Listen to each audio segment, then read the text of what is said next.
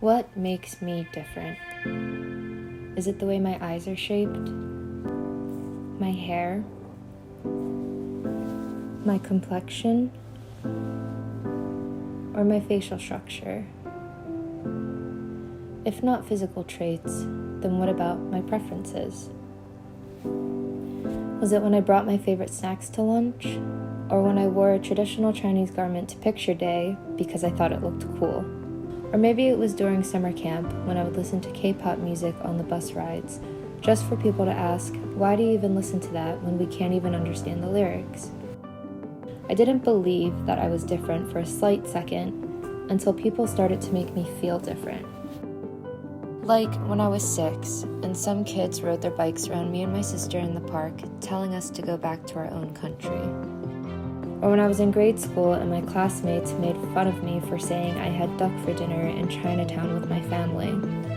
Or when I was a teenager and the store clerk would impatiently sigh because I had to take the time out to translate for my grandmother while we were shopping. Or when I went off to college and heard people say, you know, you're pretty for an Asian. I don't know at what age I started to believe people, but eventually I found myself subconsciously feeling too Asian and embarrassed of myself. Growing up, there were moments in my life where I was either too Asian to fit in with the white kids, but not Asian enough to fit in with the few Asian kids in my class.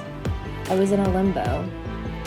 Now, in my early adulthood, I've learned to embrace my culture, so badly wanting to go back to my roots and tell little Jess that her eyes allow her to see the beauty in others. Her preferences are what make her unique, and she is right where she belongs at every single moment in her life. Yes, I am different, but at the end of the day, that's what makes me, me.